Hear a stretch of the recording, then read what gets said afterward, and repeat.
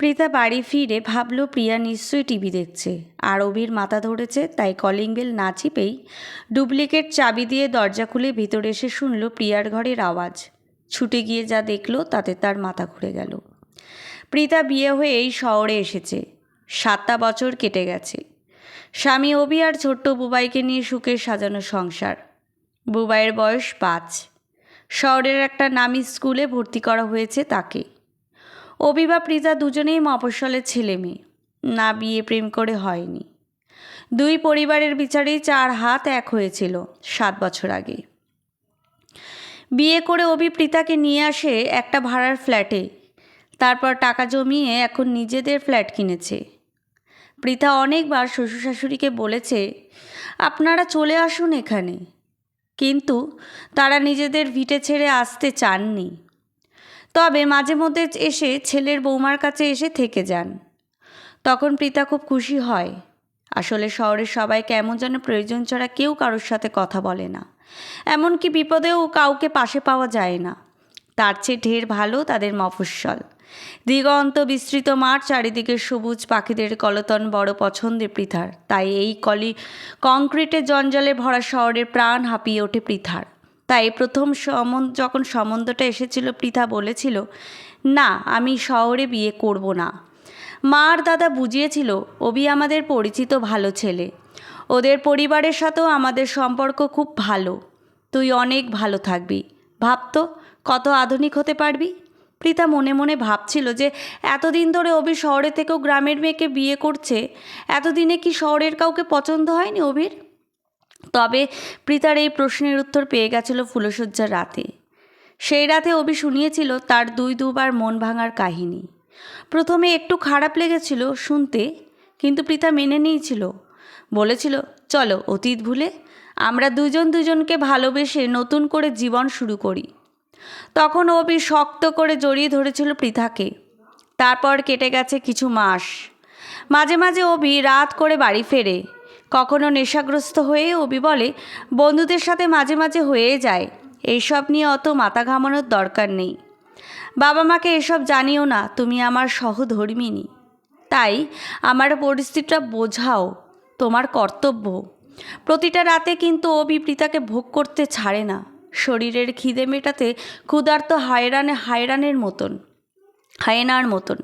পৃথা তো তার স্ত্রী, অধিকার তো তার আছে। দিনের পর দিন গর্ভনির্ধারক ওষুধ খেতে খেতে অসুস্থ হয়ে পড়ে, কিন্তু অভি বোঝে না কষ্টটা। প্রীতা মনে মনে ভাবে, এ সমাজের সার্টিফিকেট প্রাপ্ত ধর্ষকের উদাহরণ বুঝি অভি। বুবাই হওয়ার পর প্রীতা বলে, ছেলে বড় হচ্ছে আর নেশা করে এসো না। এইসব দেখেও কি শিখবে? পৃথার কথায় আমল দেয় না অভি। পৃথার বাড়িতে কাজের লোক বেশি দিন থাকে না, কোনো অজ্ঞাত কারণবশত। যাওয়ার সময় কেউ কিছু বলে যায় না। একদিন রান্নাঘরে ঢুকে পৃথা অবাক হয়ে দেখে রান্নার মাসির ঠিক পেছনে দাঁড়িয়ে অভি তার শরীরটাকে তাকিয়ে দেখছে। পৃথা বলে, তুমি এখন এই রান্নাঘরে? অভি ঝাঁঝিয়ে বলে ওঠে, আমার বাড়ি, আমি কোথায় যাব তার পারমিশন তোমার থেকে নিতে হবে না কি? মনে বড় ব্যথা পায় পৃথা, কিন্তু স্বামীকে সন্দেহ করতে যে মন সায় দেয় না। ব্যাপারটা কাকতালীয় ভেবে ছেড়ে দেয়, হয়তো তার দেখার ভুল। মাঝরাতে ঘুম ভেঙে গেলেই দেখে অভি ব্যালকনিতে দাঁড়িয়ে কথা বলছে। জিজ্ঞাসা করলে বলে বন্ধুদের ফোন। অভির কথা বলা হয়ে গেলেই বিছানাতে ফিরেই ঘুমন্ত পৃথার ওপর শুরু করে তার কামনার বহিঃপ্রকাশ। এরকমভাবে 7টা বছর কেটে গেছে। এখন যেন সবটা সয়ে গেছে, পৃথার অভ্যস্ত হয়ে পড়েছে সে। হঠাৎ একদিন বাড়ি থেকে ফোন করে মা, জানলো যে তার কাকার মেয়ের প্রিয়ার স্বামী মারা গেছে। মাত্র 6 মাস বিয়ে হয়েছিল মেয়েটার। বড্ড ভেঙে পড়েছে, কিছু খাচ্ছে না, কান্নাকাটি করছে। আশেপাশের লোকজন কথা শোনাচ্ছে। প্রীতা মাকে বলল, প্রিয়াকে আমার কাছে পাঠিয়ে দাও, মনটা ঠিক থাকবে আর একাকিত্বটাও দূর হবে। কয়েকদিন পর প্রিয়া এলো পৃথার বাড়িতে। পৃথা ছোট্ট বোনকে বুকে জড়িয়ে বলল, একদম কাঁদবি না, তোর দিদি আছে তো। তুই বিয়ে আগে বলেছিলি না MA পড়বি, তুই আমার কাছে থেকেই আবার পড়াশোনা করবি। এখন সময় বেশ কেটে যায় প্রিয়ার সাথে। দুই বোন কখনো রান্না করে, কখনো শপিং মলে যায়, কখনো গল্প করে। প্রিয়া এখন অনেকটা স্বাভাবিক হয়েছে। বুবাইকে সে খুব ভালোবাসে, খুব ভাব তার সাথে। সেদিন ছিল বুবাইয়ের জন্মদিন। প্রিয়াকে কেক খাওয়ানোর পর প্রিয়া বুবাইকে কোলে নিয়ে আদর করছিল। সেখানে চলে আসে অভি।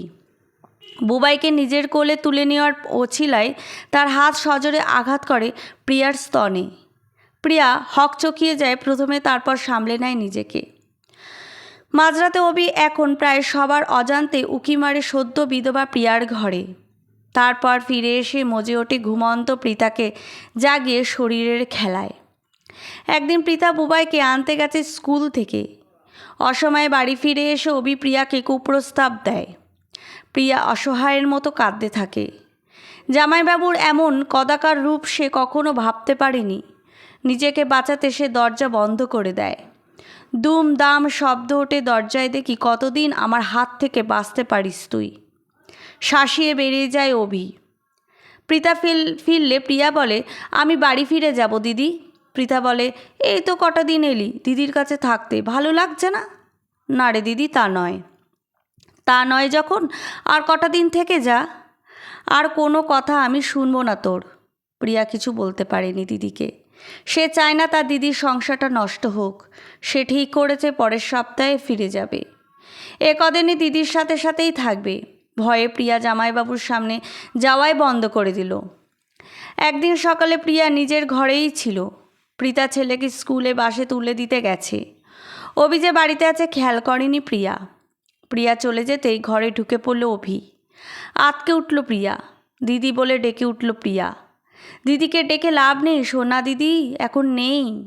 আচ্ছা, তোমার সাথে আরেকটু সময় কাটানোর জন্য দিদিকে একটু দেরি করিয়ে দিচ্ছি।